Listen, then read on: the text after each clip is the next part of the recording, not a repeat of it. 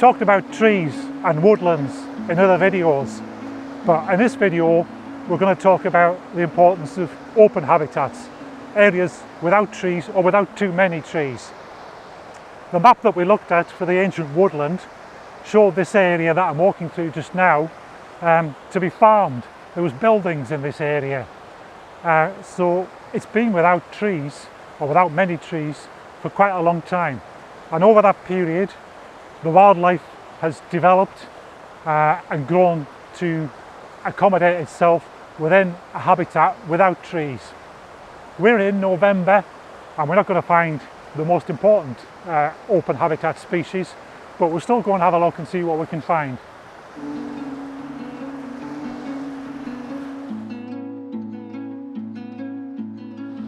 It's not the best time of year to be looking for wildlife in open habitats, but that doesn't mean to say the wildlife isn't here. If you walk through this today, you might think there's nothing of interest there, but under the grass, under the soil, all of the species that are important in open habitats are there, just waiting for winter to end and waiting for spring so they can burst into life again. And this particular area where I'm sat just now, I came earlier in the year and there was a hoverfly, which is quite a rare species of hoverfly. There was a bee, a solitary bee, which I'd never seen before. There was butterflies in August, butterflies called Scotch Argus, which only occur in 3 or 4 sites in England. All of those species, despite the fact we're not going to see any of them today, they are all still here somewhere. The butterfly is a caterpillar.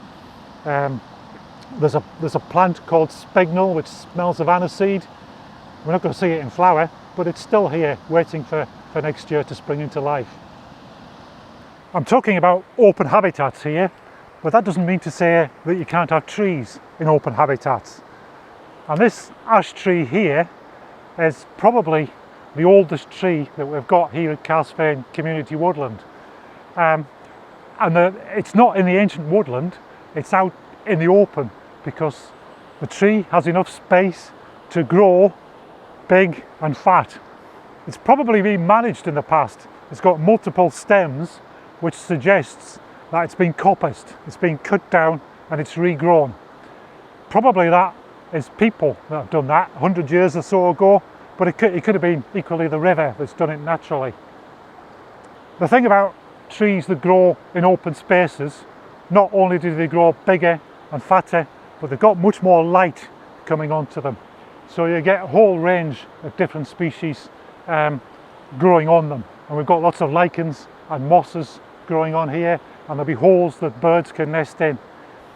So open habitats can be good for trees as well as for the other species which we've talked about in open habitats.